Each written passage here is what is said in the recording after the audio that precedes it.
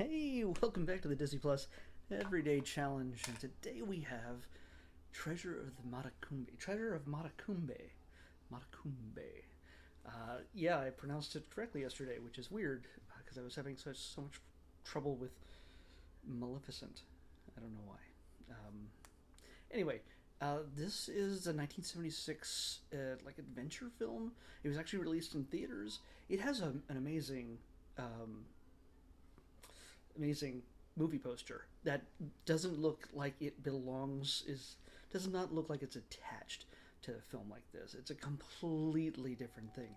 It looks like it belongs as part of a horror film or a James Bond movie or something. Whatever it is, it looks nothing like what you'd expect. Yeah, so it's an hour and 55 minutes long. It is a full on adventure. It looks like when you start it out, like it's going to be like a Huck Finn kind of situation. It takes place in sorry, World War. Yeah, it takes place after the Civil War, and there's a there's death in it. There's uh, there's even a clan member. Clan. There's a clan Ku Klux Klan meeting with a burning cross and a lynching about to happen that takes place in this movie.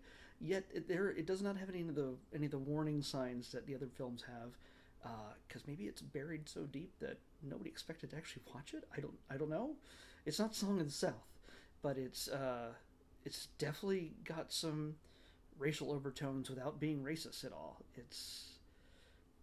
I don't know. It's 1976, so maybe it works a little bit better than movies that came out in the 1950s or 60s. By the way, the theme song, 100% a 70s theme song. It is so just sort of post hippie, or full on hippie. I don't know. It's pretty 70s, and if you can hopefully forget it after you hear it, that's probably for the best. It's a little traumatic if you don't like 70s folk. Um, but yeah, again, I have to restate, if I the poster is awesome. I'm thinking about going to buy it right now on eBay. I'm not sure, but anyway, like I said, this movie is about a young boy named, what's his fit name again? Come on, Davy. Davy.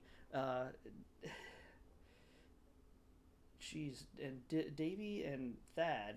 Yeah, Davy and Thad, two young boys, one white boy, one black boy, best friends, and they get an urgent message from a friend of theirs who's being hunted by a guy named Spangler, and he has a message. Um, this takes place in the South, so um, the South, the Southerners are the heroes in this. Spangler is a Yankee, so he's not looked upon. He defiles the soil he steps upon. Um, he apparently the owner of the house where Davy lives, not his relative, I don't think. Two women live there. He lives with two older women there. One is Jane Wyatt, I believe, and yeah, Jane Wyatt. The actress Jane Wyatt, not a character.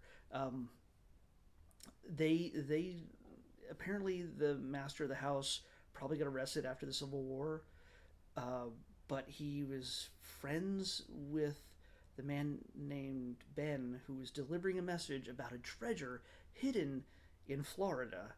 Um, Possibly it's in the Everglades or possibly the Keys. I'm not sure where. It All I know is there's a lot of taking a boat places down rivers. There's a lot of that. Anyway, these two kids decide, they find the map and they decide to head out and try to retrieve this treasure. And along the way, they run into a number of different characters that will help and harm and probably do a little bit of both in their quest to find this treasure that could change everything for them. They're not exactly rich; they're just getting by post Civil War. Uh, Although I think they live in a pretty big house, but it's fairly run down. Um, Davy just wants to get the treasure so he can help um, fix up the house where he was allowed to grow up. So Yeah, it's I don't want to give too much away because honestly, I really love this movie, and I had never heard of it before this moment.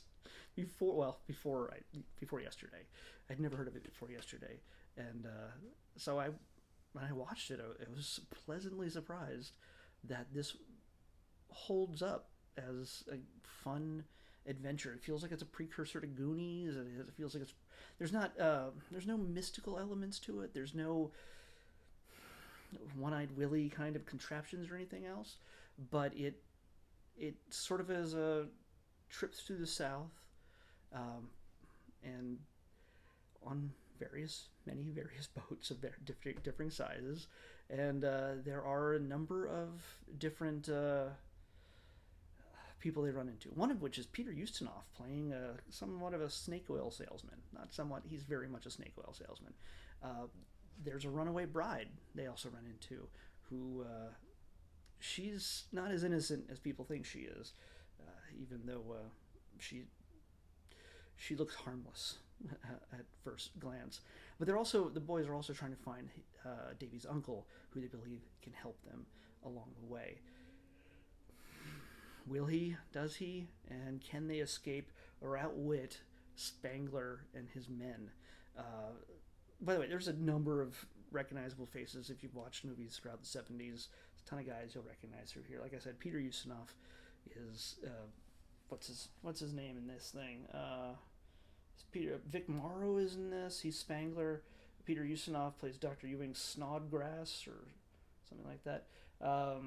Joan Hackett is the bride, and yeah, it's.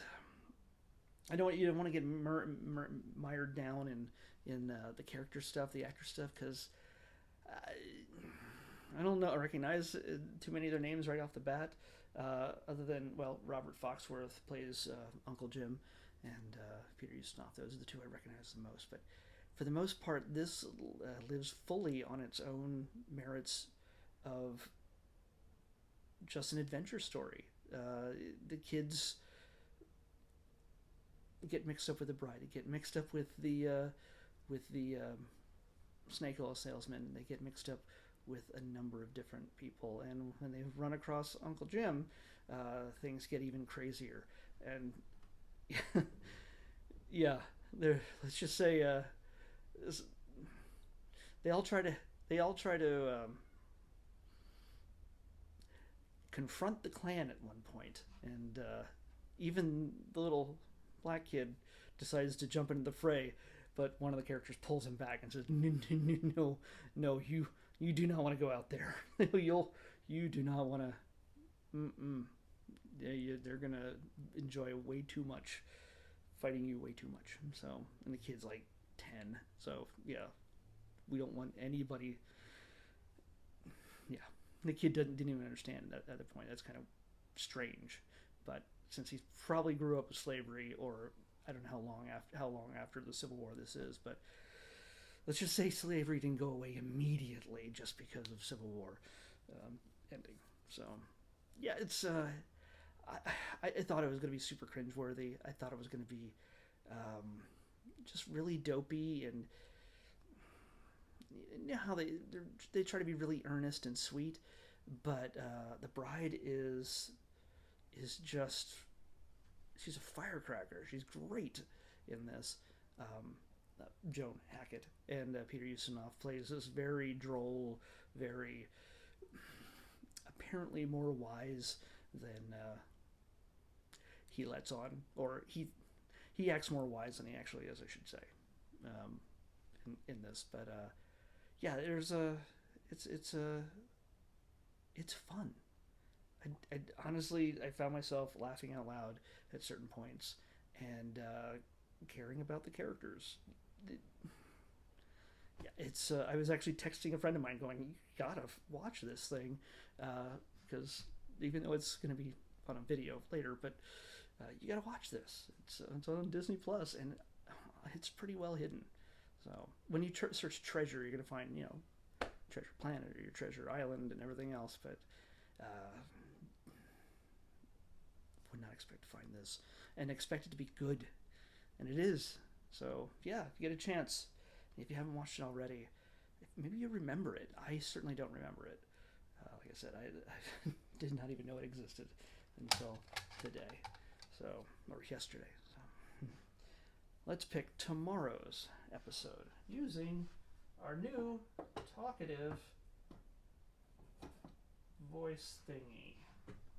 Number picker. Generate. 372. Woohoo! I like the shots of the back of my head here. It's all my hair just flowing. I haven't had a haircut in over 6 months, so it's good for me. 372. Come on. 372. Did we have that one already? Come on. We did not. 372 is documentary. It is more than likely a Disney Nature or probably a Nat Geo, but it is something that I don't think we ever want to actually physically do. It would be kind of dangerous, but this one is all about mission to the sun.